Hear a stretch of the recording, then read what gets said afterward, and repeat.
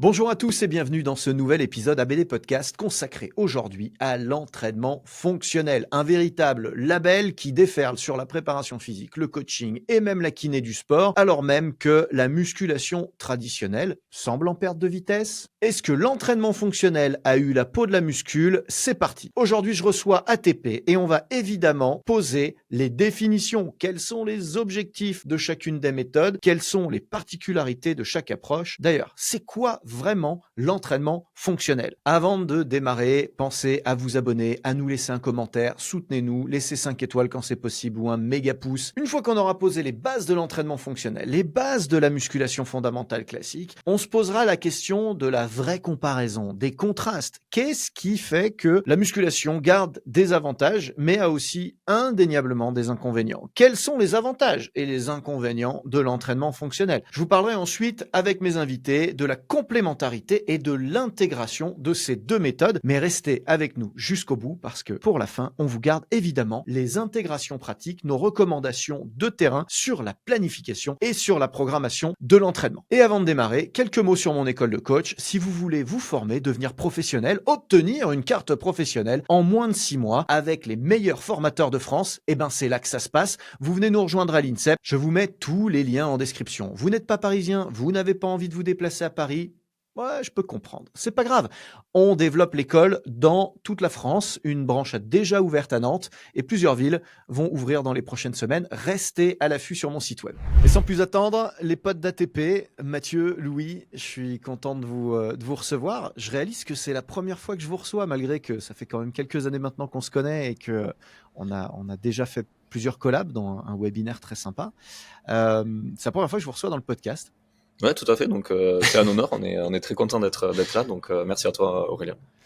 Alors, je suis content de vous recevoir. C'est vrai que bon, si les gens vous suivent pas, on va corriger ça tout de suite. Allez vite voir le compte Instagram ATP, qui est une vraie librairie d'exercices. Enfin, moi, c'est un peu comme ça que je le perçois. Et c'est vrai, souvent en poids libre, souvent en chaîne fonctionnelle. Donc, ça m'étonne pas qu'on ait choisi ce thème de podcast ensemble, parce que c'est vrai que l'aspect très fonctionnel, tout fonctionnel, colle un peu à la peau d'ATP. Et assez régulièrement, on vous classe comme ça, comme des références de l'entraînement fonctionnel, ce qui est une réalité, mais pas que. On va y revenir après. Et d'ailleurs, c'est vrai qu'aujourd'hui, on colle un peu le label fonctionnel à toutes les sauces. Ouais. Mais avant de démarrer sur une vraie définition de ce que c'est que l'entraînement fonctionnel, je vous laisse compléter un petit peu la présentation que j'ai fait en intro, parce que j'ai présenté ATP évidemment, mais les gens ont peut-être envie de connaître un petit peu plus ce qui se cache derrière. Ouais, donc moi c'est Mathieu, je suis le gérant et avec Louis qui est gérant avec moi, mais je suis le créateur d'ATP. En fait, ça va faire 6 ans qu'ATP existe, donc c'est une salle dans le sud de la France. On fait de la préparation physique et on a un pôle santé aussi où on dispense des cours collectifs. Et c'est vrai que nous on parle de méthode ATP. Et, la méthode elle repose, c'est vrai, énormément sur l'entraînement fonctionnel. Non pas que on néglige l'entraînement analytique ou de musculation classique, mais c'est vrai que quand on a monté la structure, on voulait vraiment que ça soit rattaché à cet entraînement fonctionnel, de charge libre, de ne pas avoir de machine dans la salle et de construire des profils et des athlètes entre guillemets uniquement avec du matos primaire entre guillemets. Très bien résumé, Mathieu. Pour ma part, c'est Louis. Du coup, j'ai rejoint Mathieu il y a maintenant quelques années dans la gestion de la salle. Et voilà, ouais, c'est bien résumé par Matt. On essaie de démocratiser la prépa physique avec cet aspect un peu, bon, entre guillemets, fonctionnel. On y reviendra dans le podcast. Mais voilà, c'est rendre accessible la prépa. Et puis, vu qu'on a un petit background force, haltéro, rugby, ben, on vient mêler ça un petit peu à ce qu'on propose. Et voilà, et ça marche. Et du coup. Ah, c'est intéressant. Tiens, je rebondis un petit peu sur ce que tu viens d'utiliser comme mot, parce que je trouve ça très intéressant, sur l'appareillage primaire. Ouais. Et je trouve ça hyper intéressant. Alors, je sais ce que tu veux dire, toi. Tu veux dire l'appareillage simple de base et chercher à lui donner une continuité dans le mouvement un peu plus riche. Et ça me renvoie, quand j'étais gamin, mon père, il avait une salle de sport, et je me rappelle qu'il y avait un poêle au milieu de cette salle. Il n'y avait même pas de chauffage. C'était pour vous donner le côté rustique des choses. On s'entraînait autour du poêle C'était le CrossFit avant le CrossFit, à tel point qu'on avait autour de ce poil des haltères à boules sous toute forme. Ouais. Alors des haltères à boules, c'est des haltères longs en fait. On n'utilise plus cette appellation-là, c'est un haltère long et qui du coup n'est pas réglable. Aujourd'hui, on n'a plus que des haltères réglables, en tout cas pour les haltères longs. Les haltères courts, on choisit son poids, mais à l'époque, on le faisait aussi sur les haltères longs. Et parmi les haltères à boules, il y avait une sous-espèce d'haltère à boules, c'était le kettlebell. Ouais. Et donc, ces kettles, ils étaient là, on était évidemment dans les années 80, ils étaient clairement là depuis bien plus longtemps que ça. Et tout ça a dégagé au profit d'un plateau de musculation ultra guidé, comme c'était la tendance dans les années 80 et 90, évidemment. Et du coup, quand on en vient souvent à ce qui est primaire ou ce qui ne l'est pas, à ce qui est fonctionnel ou ce qui ne l'est pas, à ce qui est moderne ou ce qui ne l'est pas, ça me fait souvent rigoler parce que je repense à cette image-là et je me dis, mais en fait, les modes passent, mais vont et viennent. Et alors, s'enrichissent un peu dans les méthodes quand même, hein, on va y revenir aussi. Mais c'est assez drôle de voir ce qui est ancien et ce qui l'est pas.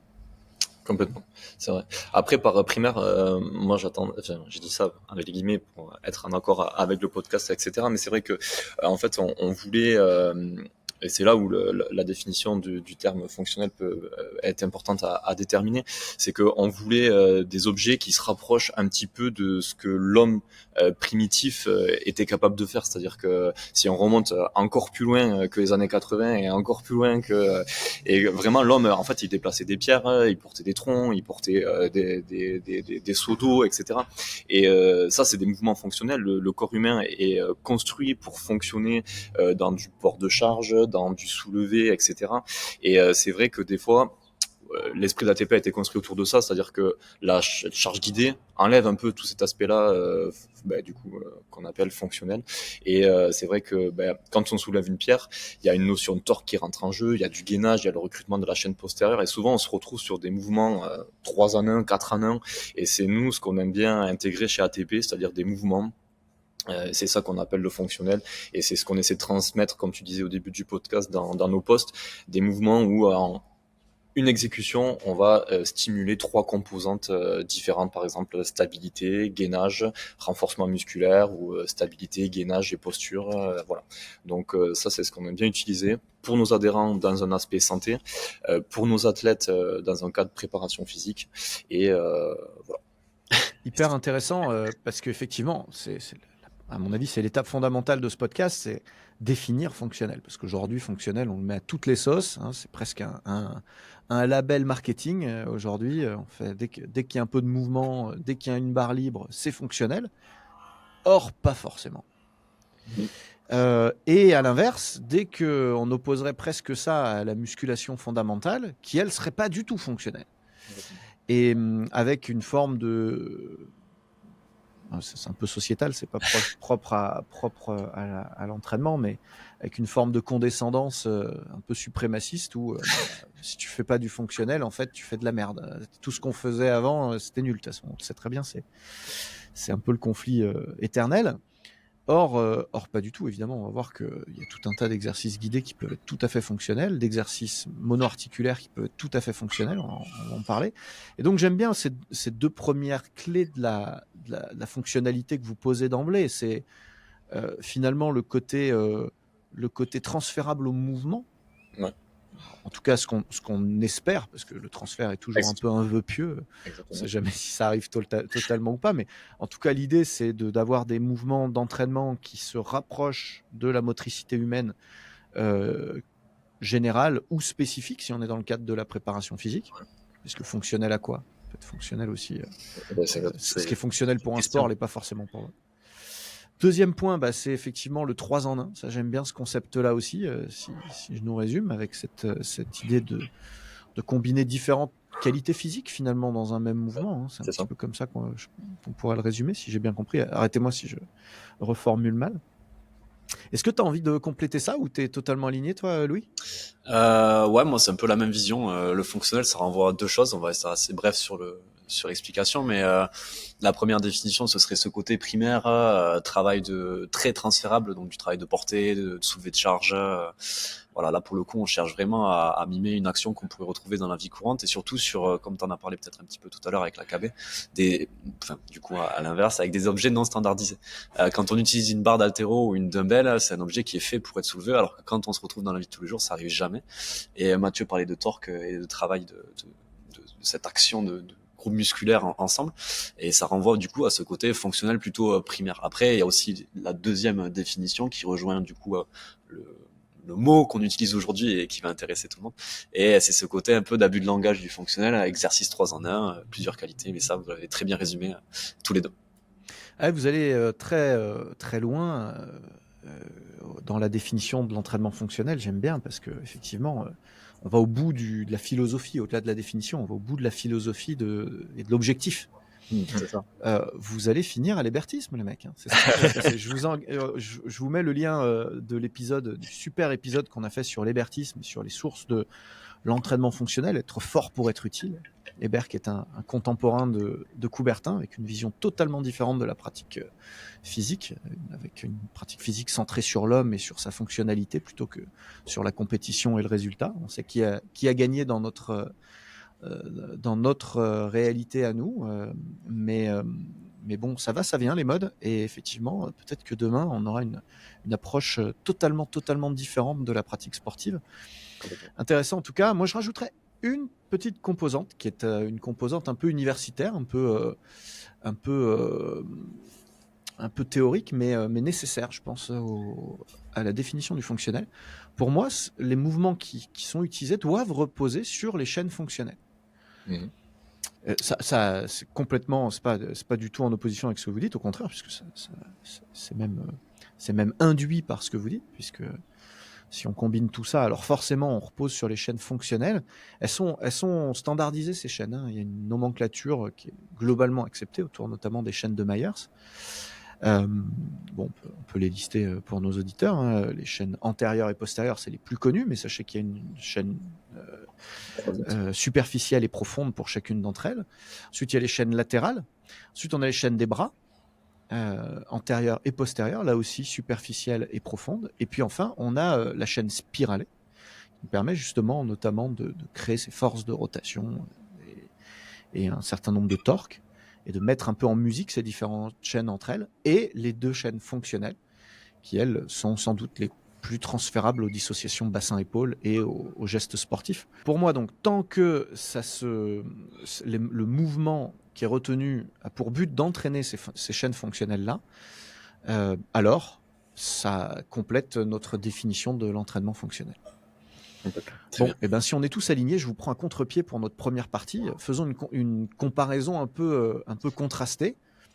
C'est quoi alors les avantages de la musculation traditionnelle? Il y en a plein, pourtant. Il y en a plein. Et ouais, parce qu'on vous a souvent reproché ça, hein, d'être quasiment anti-muscu, anti-plateau.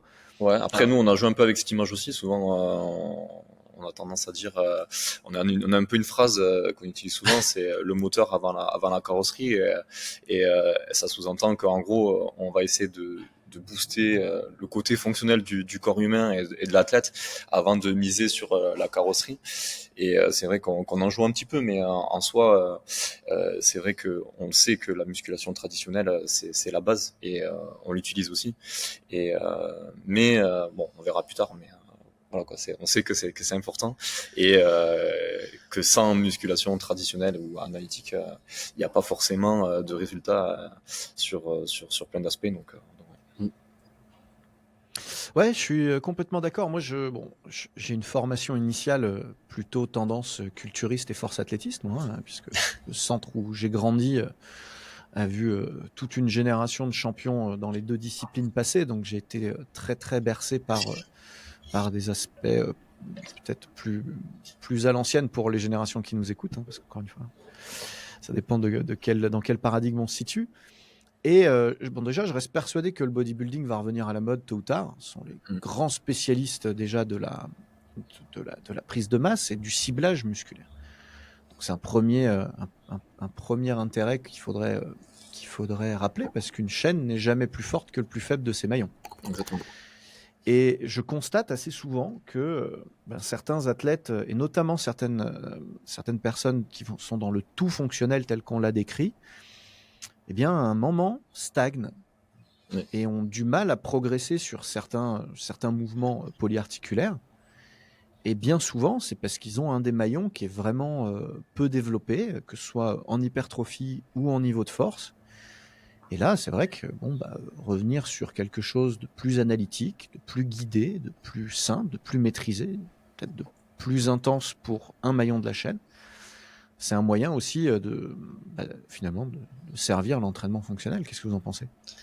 Ouais, on en parlera peut-être un peu plus en détail tout à l'heure, mais c'est sûr que ça reste des outils, quoi.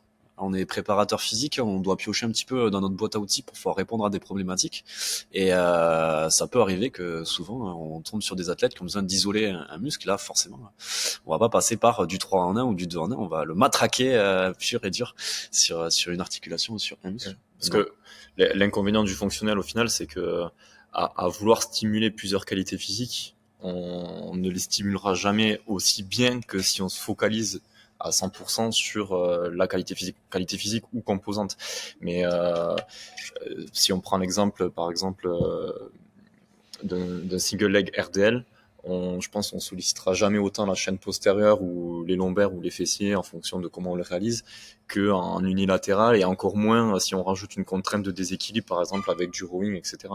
Donc en termes de fonctionnel et de transférabilité dans la vie de tous les jours ou dans une activité, ça va être intéressant, mais c'est pas un exercice qui sera approprié, par exemple, pour travailler ou améliorer la force ou la tonicité d'un maillon faible, par exemple du squat ou du soulevé terre.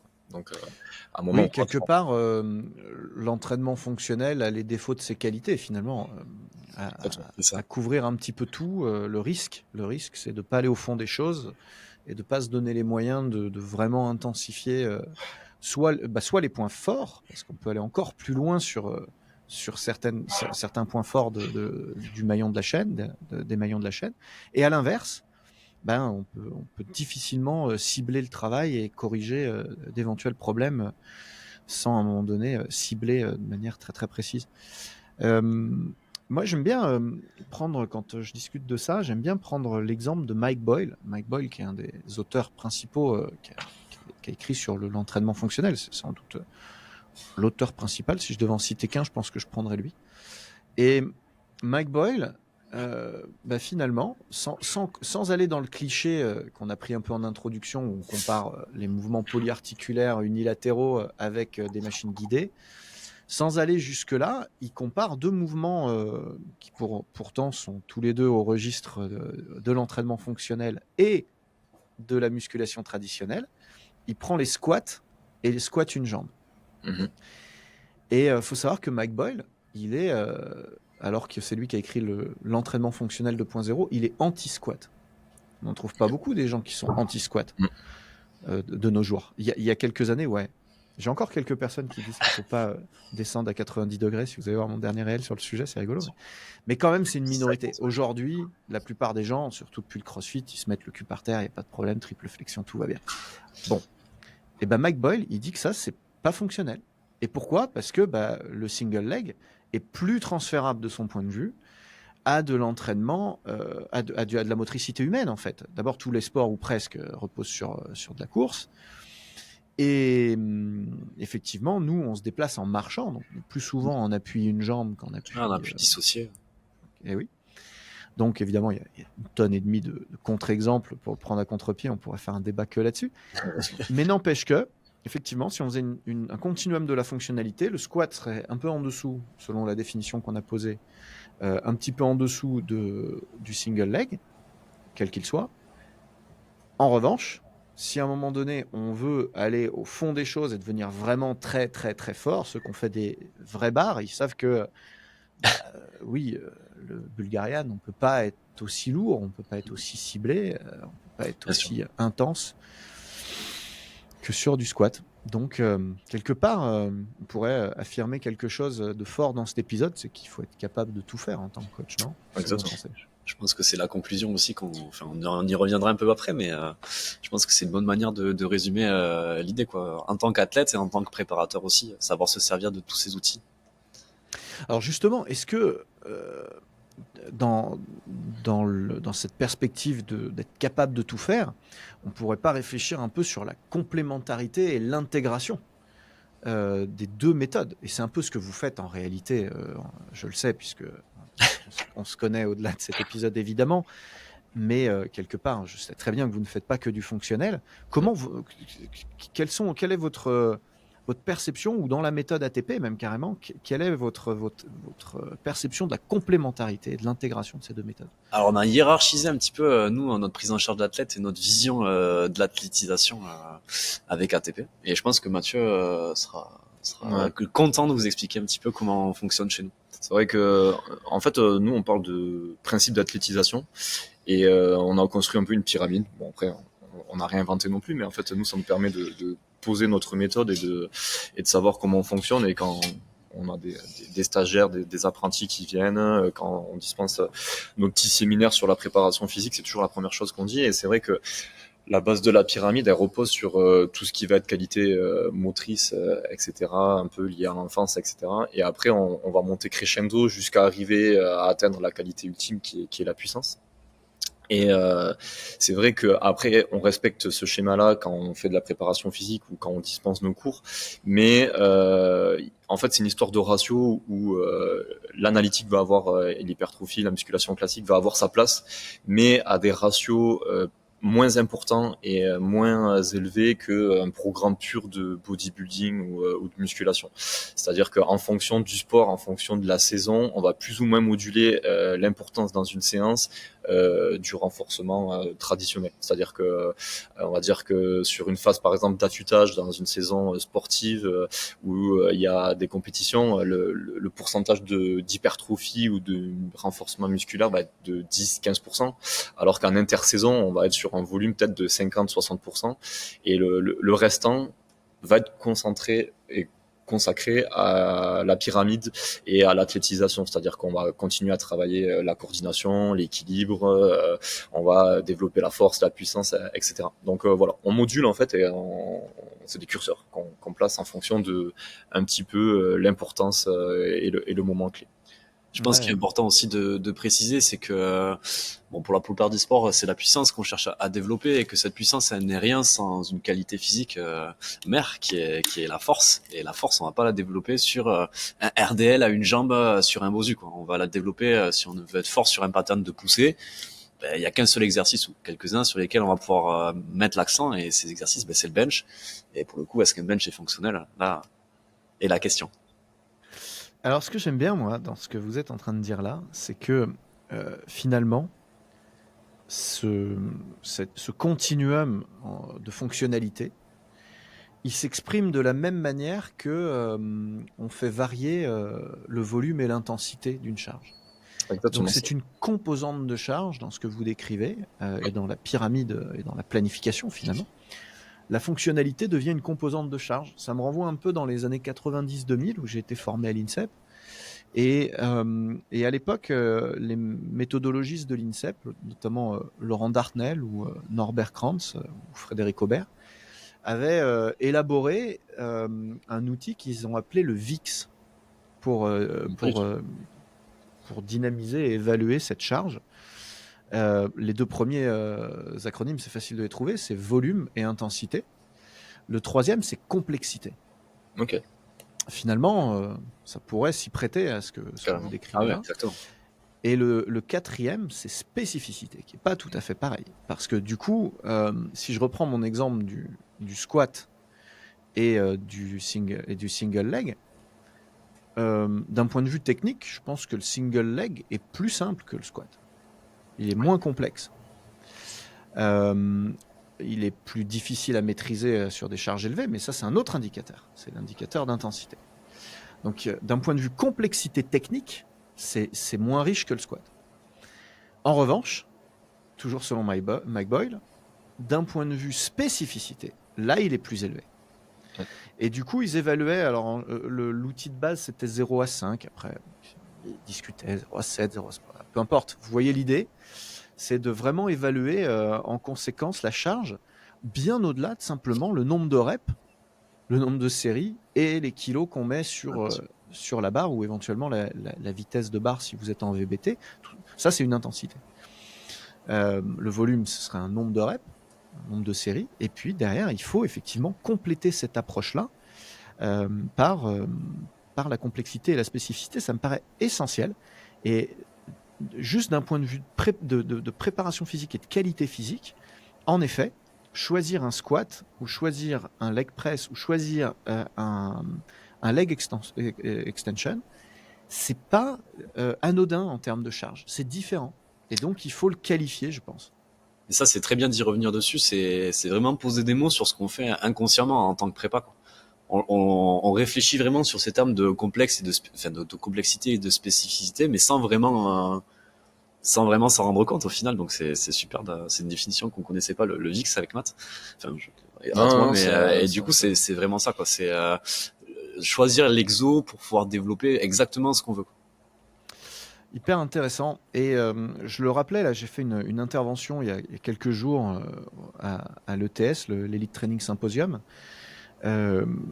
qui est en train de devenir vraiment, c'est la 2e édition, en train de vraiment devenir le rassemblement des coachs orientés performance nationale en France. Et j'intervenais sur la puissance. Et donc, je rappelais que finalement, on s'agite le bocal beaucoup avec la vitesse de déplacement de la barre, avec le pourcentage de charge, est-ce qu'on a 40, 45%, etc. Bah, déjà, commençons par choisir le bon exercice, celui qui se prête réellement au développement de la puissance, et pour quelle puissance et pour quel type d'exercice. Et ensuite, on verra à calibrer la charge. Tout ça va ensemble. Hyper intéressant. D'ailleurs, j'en viens finalement à un autre élément comparatif et d'intégration, c'est que lorsqu'on en vient sur de la puissance, on a, de mon point de vue, besoin d'un certain nombre de paramètres mécaniques complexes qui nous permettent de générer de la force à haute vitesse du bout des pieds, du bout des orteils jusqu'au bout des doigts. Ça paraît vraiment important si on veut augmenter nos chances de transférer ces gains-là dans la pratique.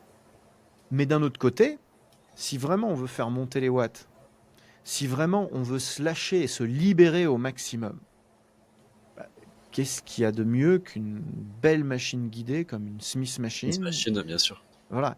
Si on veut même un feedback qui soit digital, alors vous savez, moi je travaille avec eGym, j'ai de la chance, je suis un peu snob, donc du coup j'ai un feedback instantané avec mes niveaux de puissance, etc. Tout ça est poussé dans le cloud et tout, c'est super. Mais si on n'a pas tout ça, on met un joli Serfix sur le Smith Machine, Ouais.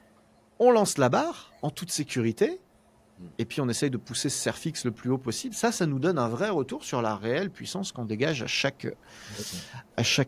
répétition. Et du coup, de mon point de vue, là, il faut surtout pas jeter le bébé avec l'eau du bain, parce que les deux approches sont hyper complémentaires. Complètement.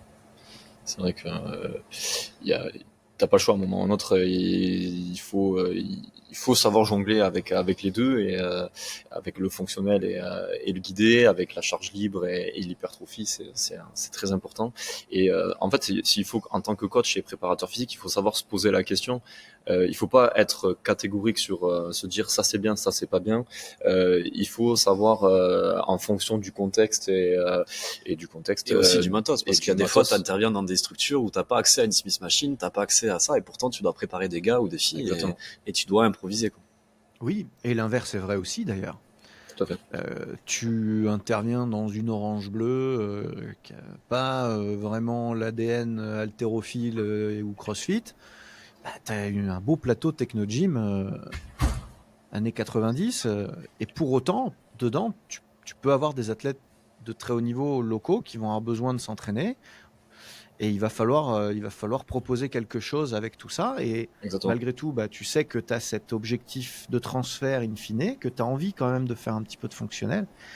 Et malgré tout, rappelons-nous quand même qu'on a fait des générations entières de champions comme ça, et que donc à la fin, on trouve toujours le chemin. Il faut s'adapter un peu. Mais j'aime bien cette leçon de réalisme, parce qu'au final, on n'a pas tous la chance d'avoir notre centre à nous, équipé comme nous on voudrait qu'il soit équipé. Et il faut bien s'adapter avec ce qu'on a, absolument. Exactement. Comme des fois, on peut se retrouver juste avec le poids de corps sur le bord du terrain. Et là, il faut savoir composer. Donc, c'est vrai que ça doit faire partie des qualités physiques, des qualités nécessaires à un coach ou un préparateur. Des qualités pédagogiques, ouais. De s'adapter. Absolument. Hyper intéressant. D'ailleurs, je prends un autre contre-pied de complémentarité. on peut être fonctionnel et faire de l'hypertrophie. Parce que ça aussi, souvent, on coupe un peu les deux en disant, bah oui, mais les fonctionnels, c'est des arbalètes, et de l'autre côté, ceux qui sont pas fonctionnels, c'est plutôt des Golgoth qui peuvent plus bouger, quoi. Est-ce que tu veux parler de notre Stéréotype. bon vieux Marcus d'outre-Atlantique? Ah bah on peut effectivement. Le meilleur exemple, c'est sans doute Marcus Filly, effectivement. Si vous connaissez pas Marcus Filly, vous allez voir, c'est un très très très bel athlète. Évidemment, assez bodybuildé. C'est un bodybuilder qui vient initialement du CrossFit. Donc du coup, personne ne peut rien lui dire. Il fait bien ce qu'il veut. Et lui, il a poussé le concept jusqu'à créer du bodybuilding functional bodybuilding. Yes. Ouais, c'est comme ça qu'il l'appelle. Ouais, carrément mélanger les deux mots, quoi. Enfin, les deux approches, quoi. Après, je pense que ce qui est intéressant de mentionner, c'est que même quand tu suis ce genre de, pour l'avoir suivi avec Mathieu, ce genre de programmation proposée par Marcus, oui, c'est très fonctionnel. Oui, il a quand même un volume d'exos fonctionnels sur ses séances qui est important. Mais là aussi, des exos de muscu pur et dur, comme on en parlait tout à l'heure, avec du bench en tempo, voilà, avec pas mal d'utilisation, un peu old school, quoi, finalement. Au final, il n'a pas forcément révolutionné quoi que ce soit, mais il module toujours ses petits curseurs de pourcentage on met de l'analytique, on met du fonctionnel, et même là, il est un peu en train de changer de courant un peu en ce moment. Il a été très crossfit, il est passé très fonctionnel, et là j'ai l'impression qu'il revient un petit peu sur encore autre chose, un peu dans le dad's training, plus de 40 ans, et j'arrête les squats, j'arrête les gros mouvements articulaires, et je fais un peu plus d'isolation, un peu plus d'unilatéral, et je pense que voilà, ça rejoint aussi je pense sa méthode d'entraînement, et rejoint aussi son évolution, mode de vie, on était en train de dire jusqu'à présent, quoi. C'est-à-dire que être réaliste. Et voilà, exactement. Au final, oui, d'ailleurs, il est moins massif qu'il ne l'était à une période. Il est plus léger. Sa nature reprend un petit peu le dessus aussi. Et puis effectivement, comme tu dis, il y a des temps de vie, il y a des temps de pratique. Il y a aussi une expertise, je pense, nos métiers restent des métiers à maturation lente. Pour ça, aux plus jeunes préparateurs physiques ou coachs qui nous écoutent, je redis ce message. Écoutez les anciens, ils sont passés par cette case que vous n'avez pas encore franchi et qui sont importantes et que vous comprendrez peut-être plus tard, mais pour l'instant, faites-nous confiance. Ouais, exactement. Ouais, c'est important. Et ce qui est important, enfin ce que je trouve intéressant aussi dans l'approche de Philly, c'est un peu l'approche de George Bridges. Je sais pas si tu connais Aurélien, c'est un ancien crossfitter aussi, qui a beaucoup perfé en crossfit et qui au final cherche pas forcément à garder la même méthode toute sa vie, mais plus à s'adapter aux contraintes qu'il retrouve dans ses emplois du temps, etc., etc. Et je pense que c'est important de dire aux gens aussi que parfois le meilleur entraînement, c'est celui qui correspond à vos emplois du temps. C'est pas forcément celui que vous forcez à rentrer quoi qu'il arrive à 23h le soir dans sa salle pour pouvoir performer, quoi. Eh ben, d'un point de vue étymologique, cette fois-ci, c'est sans doute ça l'entraînement fonctionnel. Ouais. C'est l'entraînement le plus réaliste et applicable à notre contexte. Hyper intéressant. Bon, il y a des concepts sous-jacents en apparence à l'entraînement fonctionnel qui sont en fait transférables à tous les modes d'entraînement. Je pense notamment au concept de torque. Comment créer de l'intensité dans un mouvement, comment sortir un maximum d'un même mouvement. On va le définir, mais c'est vraiment important de le poser parce que les plus grands détracteurs de l'entraînement fonctionnel pointent du doigt son inefficacité dans les hautes intensités, son inefficacité finalement dans le transfert, parce que ils disent vous développez pas assez les qualités. Je me rappelle d'une grande référence de la préparation physique qui est Charles Poliquin, qui qualifiait de clown les gens qui faisaient de l'entraînement fonctionnel, qui était assez dur avec eux, alors même que quand on regardait bien ce qu'ils faisaient à la manière de Marcus Filly de l'autre côté, on disait mais ça mec, c'est de l'haltéro, c'est quand même fonctionnel ça, t'es d'accord quand même là-dessus. Enfin, évidemment ça allait un peu moins loin dans la variété que ce qu'on retrouve aujourd'hui sur internet, mais enfin quand même il y avait aussi de l'entraînement fonctionnel. Mais tout ça pour dire que finalement l'efficacité de l'entraînement fonctionnel repose sur quand même des choses très importantes qui parfois se perdent dans le message, souvent se perdent sur Internet parce que les gens singent sans se former et oublient qu'il y a quand même des aspects techniques qui génèrent vraiment de la force et qui permettent d'espérer de la transférer à un moment donné. Ouais. Un de ces concepts, c'est le concept de torque. Vous voulez essayer de le définir ? Oui, bien sûr.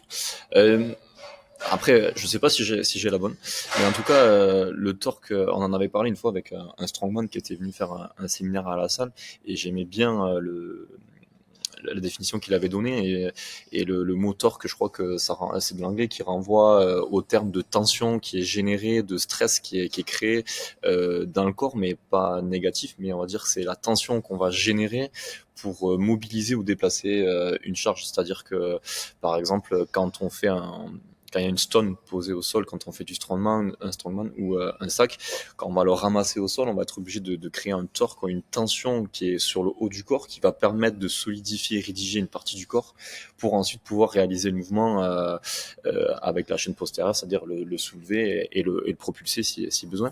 Et voilà, pour moi, je pense que le torque, c'est ce phénomène de tension qui est généré, mais pas localement ou que dans une zone, mais plutôt de manière généralisée sur l'ensemble du corps. Pour moi, c'est un peu la même chose. C'est l'utilisation en synergie de plusieurs muscles et dirigé vers un objet ou une personne. Hein. Quand on fait du judo et qu'on projette des gens, hein, on applique une force sur un point précis. Quand on fait du deadlift, on torque aussi. Et je pense que c'est vraiment une notion clé dans la prise en charge d'un athlète et dans l'analyse de de sa pratique sportive. Bon, je suis assez d'accord, moi, avec cette définition. Bon, le torque, si on le traduit mot à mot, c'est un couple de forces, hein. On parle de torque en sport mécanique, souvent. C'est créer une force de rotation autour d'un axe. Donc, dans le contexte du mouvement humain, ça se traduit par la manière dont on tord et on utilise nos articulations dans différents axes et muscles pour créer du mouvement efficace. C'est vrai qu'on arrive à bien l'imaginer sur un mouvement complexe, un peu moins sur une machine guidée, alors que, en fait, ce que je décris là s'exprime partout. Vous imaginez dévisser un bocal, par exemple, vous vissez un bocal, vous créez un torque interne, un torque externe. Bon. Et finalement, ça, on le fait en squat un peu naturellement. Le torque externe en squat, c'est cette intention de venir visser les tibias dans les pieds, comme si on cherchait à ouvrir les pieds vers l'extérieur, à faire une rotation externe de hanche. Sauf qu'évidemment, comme les pieds sont solidement ancrés dans le sol, rien ne bouge. Je crée de la force, notamment par mes rotateurs externes de hanche. Ouais. Même, et du coup, excuse-moi Aurélien, mais du coup, il y en a aussi qui donnent le conseil de saisir la barre et de vouloir rapprocher les coudes des côtes et du buste, donc de vouloir tordre cette barre ou justement sur la remontée de la pousser. Mais finalement, c'est aussi un autre second torque qu'on peut intégrer dans le squat et du coup, il peut y avoir une cumulation, je pense, de torque et de tension sur un même mouvement. Oui, on peut cumuler aux différentes articulations, on peut aussi les alterner, hein.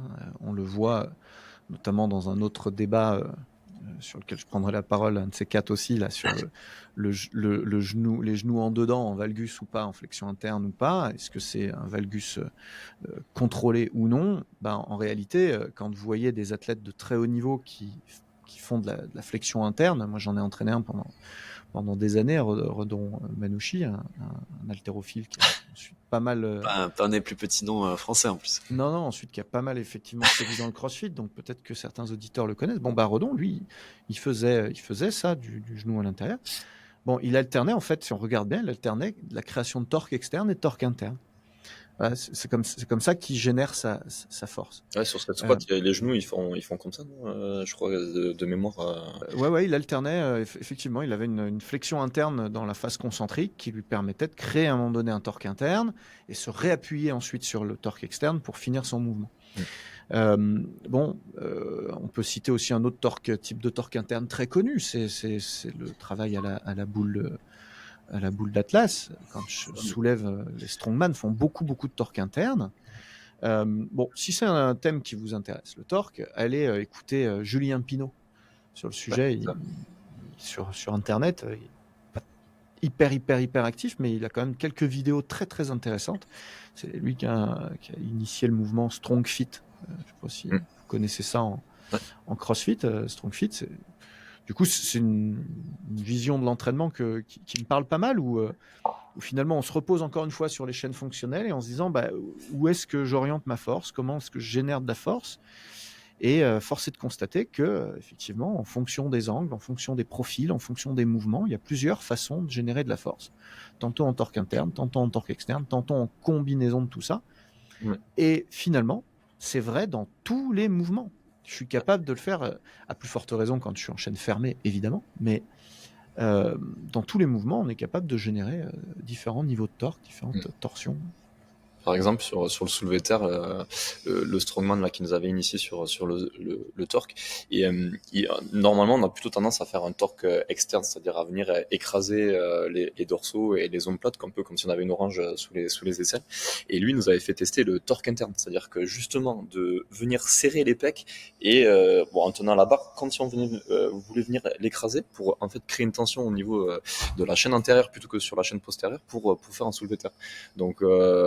Et donc en faisant le soulevé de terre, on avait plus mal aux pectoraux qu'ailleurs, mais la tension générée était très intéressante, et il disait que justement, il y en a, voilà, sur un même mouvement, on pouvait utiliser 2 styles de torque, et que très souvent, ceux qui soulèvent lourd en soulevé de terre auraient plutôt tendance à utiliser le torque interne. Bon, après, c'était dire, donc à voir si c'est vrai ou pas. Mais, en tout cas, eux, ils soulèvent lourd, donc c'est intéressant de les écouter.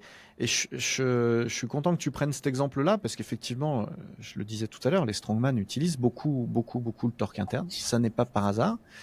Le mouvement de soulevé de terre est un mouvement particulièrement utile en strongman, on le sait, et c'est quand même un des mouvements les plus tournés vers le torque interne qui existe, notamment sur les membres inf. Par défaut, c'est un mouvement de torque interne de membre inférieur. Effectivement, souvent, on le coach dans d'autres écoles de force, comme Strong First, ou comme même beaucoup d'écoles de force athlétique, en torque plutôt externe. Comme tu le disais tout à l'heure, on va demander, d'ailleurs moi je le coach beaucoup comme ça, de tordre la barre sur le haut du corps. Donc effectivement, c'est ramener du torque externe sur le haut du corps. On va demander de le faire dos droit plutôt que dos rond. Bon, évidemment, si on fait dos droit, on est plutôt en torque externe. Si on enroule un peu plus le dos, on va être plutôt en torque interne. Donc, toute considération sécuritaire mise à part, on peut se dire que d'abord, il y a différents profils de performeurs, notamment en préparation physique. Ensuite, il y a différents sports vers lesquels on cherche à aller plus ou moins. Et puis enfin, il faut probablement de tout pour faire un monde, encore une fois, et il est probable qu'il soit hyper enrichissant et hyper intéressant que de sortir les gens de leur zone de confort, et il y a des gens qui sont profondément tournés sur un torque externe, aller les challenger sur du torque interne, c'est particulièrement riche de sens. Exactement. Bon, on déborde un petit peu. On avait prévu de faire des applications pratiques à la fin, et on avait prévu de se les garder pour la fin, mais c'est pas grave. C'est le fil du podcast qui nous amène à ça, avec un fil quand même directeur. Hein, c'est il faut être capable de tout faire. Ça paraît vraiment vraiment important. Et clairement, on a, je pense, posé des vraies limites au tout fonctionnel ou au tout analytique. Ouais. Moi, je voudrais compléter ce que vous avez dit tout à l'heure sur l'organisation dans la saison par de l'organisation dans la séance. Possible. Chez moi, dans mon centre d'entraînement et auprès de mes athlètes, en règle générale, je m'entraîne en full body. Quelques exceptions près, j'aime bien faire. Enfin, c'est pas vraiment en full body, c'est en tout cas, c'est pas vrai ce que je fais pas en full body, mais j'aime entraîner haut du corps, bas du corps, toujours. Alors, un peu des deux dans la même séance. Et je pars toujours de grands mouvements fonctionnels. J'ai mes grands préférés. Mes grands préférés, c'est évidemment les mouvements haltéraux, c'est évidemment les mouvements kettlebell, swing, arraché, épaulé jeté. C'est le Turkish Get Up et c'est la Mastrena. Voilà. Donc, je puise dans deux exercices dans ces différents agrès-là. Ensuite, je bascule sur des exercices polyarticulaires de force, un peu moins complexes, mais néanmoins très polyarticulaires. Donc, un exercice de répulsion, ça peut être un travail aux anneaux, ça peut être du développé couché, ça peut être un press.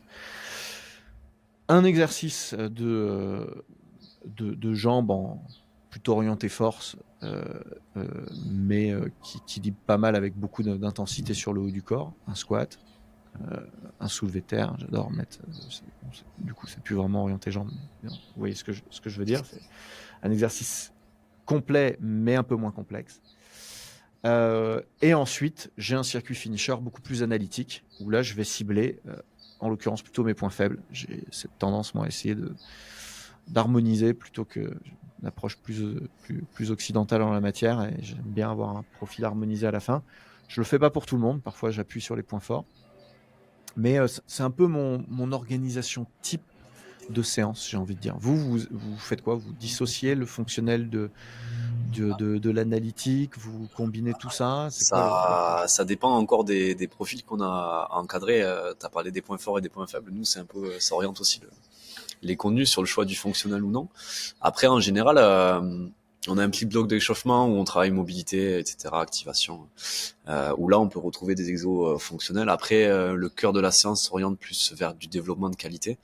Et là, comme on en a parlé dans le podcast, on peut pas faire que du fonctionnel. Et c'est justement là où on trouve l'intérêt des exercices plus old school ou des exercices à poids de corps pour développer la puissance ou des exercices délestés en hyper vitesse. Mais ça, c'était un autre sujet. Mais voilà, ça, c'est des outils qu'on utilisera plutôt sur ces blocs B et C après s'être réchauffé.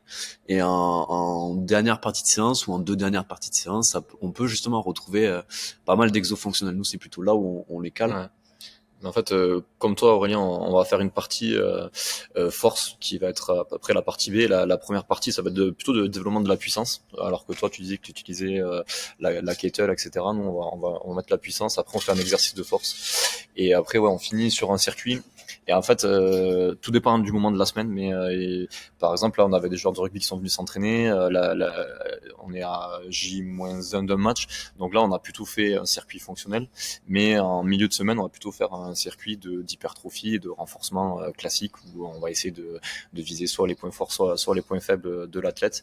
Donc voilà, on module aussi dans la composition de la séance et toujours avec ces petits curseurs, quoi, en fonction, on bouge, on descend, l'hypertrophie plus importante, le fonctionnel qui remonte, qui reprend le dessus. Donc voilà. Et on dit hypertrophie, mais c'est plus isolation. Oui, utiliser parce isolation, que on peut faire de l'hypertrophie avec du fonctionnel. Marcus en est un bon exemple. Donc voilà. Et après en échauffement, on met pas mal d'exercices fonctionnels, un peu en 3 en 1, parce que l'avantage du fonctionnel, c'est que du coup, il va y avoir une activation sur plusieurs composantes, comme on disait plutôt dans le podcast, qui permet de, on va dire, pas d'accélérer l'échauffement, mais de Il y a bien une notion d'éveil aussi voilà, d'athlète, quelqu'un qui vient et qui arrive dans sa séance pour activer un petit peu ce côté neuro. On va pas parler de neuro, mais voilà, que la personne se lance dans sa séance, ça peut être un bon moyen. Entre faire un rowing buste manché et faire un rowing avec un appui unipodal, là de suite la personne elle sent un déséquilibre, elle est obligée de se concentrer dans sa séance et c'est un bon moyen de lancer les séances. De l'activer, de l'avoir ici. Ouais, voilà, c'est vrai que cette variété, c'est aussi de la pédagogie finalement quelque part. Hein. C'est au-delà des aspects transférables et des gains de force ou de puissance qu'on peut espérer, il faut aussi aller chercher de ce côté-là. Bon, les gars, c'est vraiment hyper intéressant. Je pense que c'est un épisode qui est hyper riche. Je vous remercie vraiment d'avoir échangé avec autant de précision pour nos auditeurs. Bon, je vous le redis, hein, si vous voulez les retrouver, ils sont très actifs, notamment sur Instagram. Est-ce que j'oublie quelque chose? Il y a un autre espace où on peut vous retrouver facilement? Il y a YouTube où on met quelques vidéos qui sont sur des formats un peu plus longs. On a un peu moins de dynamisme dessus, mais on a du contenu quand même un petit peu. Mais ça existe aussi. Ok. Ouais. Voilà. YouTube et peut-être le site internet aussi où il y a quelques articles, etc. Donc, mais bon, le site internet c'est plutôt un accès à nos programmes, etc. qu'un contenu libre d'accès où il y aura des informations qui sont indispensables ou intéressantes pour nombreux coachs, kinés et pratiquants. Alors sur tous ces sujets, moi j'ai voulu vous proposer une liste de lecture, hein, comme à mon habitude. Et donc il y a 2 livres que je trouve absolument géniaux sur l'entraînement fonctionnel. J'en ai cité quelques-uns dans l'épisode, mais je vous rajoute cela. C'est les livres de Santana, le coach sportif, pas le guitariste. Ouais. Pas. Donc le premier s'appelle Functional Training. Bon, j'ai les versions américaines moi toujours, mais elles ont été traduites en français, je vous rassure. La deuxième s'appelle Total Body Transformation. Encore une fois, une belle illustration que les deux peuvent être complètement mélangé. Ces 2 livres, vous les retrouvez aux éditions Fort Trainer sous le nom de L'entraînement fonctionnel, volume 1, volume 2. Vous les retrouverez assez facilement. Et il y a je vous les mets aussi en incruste en photo que vous ayez la couve française. On fait toujours des plus jolies couves en France qu'aux États-Unis. Et le 2e livre, beaucoup plus classique, mais très très actualisé, c'est la 5e édition. Ça, c'est vraiment Beckel et Earl, c'est vraiment des gros auteurs nord-américains sur l'entraînement poids et haltères. Et donc, accès prise de masse, prise de force, hyper intéressant. Weight Training, Step to Success. Le titre français m'échappe, mais je vais vous le mettre directement en incruste par-dessus la vidéo. Bon les gars, en tout cas, c'est un grand plaisir de vous avoir. Vous revenez évidemment quand vous voulez. Désormais, vous connaissez le chemin. Je crois qu'on a d'autres thèmes en plus à aborder, donc c'est super. Mettez-nous en commentaire si vous voulez que les copains d'ATP reviennent pour un épisode 2, voire un épisode 3. En tout cas, n'oubliez pas, soutenez-nous, likez, commentez, partagez. Si vous voulez plus de contenu comme ça, c'est quand même très très riche. C'est super d'avoir du partage, mais ça prend du temps. Donc si vous voulez nous aider, un petit like, un petit pouce, un petit commentaire, un petit partage, 5 étoiles. Vraiment, on n'aura jamais assez de soutien. Je vous remercie pour votre fidélité et je vous dis à très bientôt pour un nouvel épisode ABD Podcast.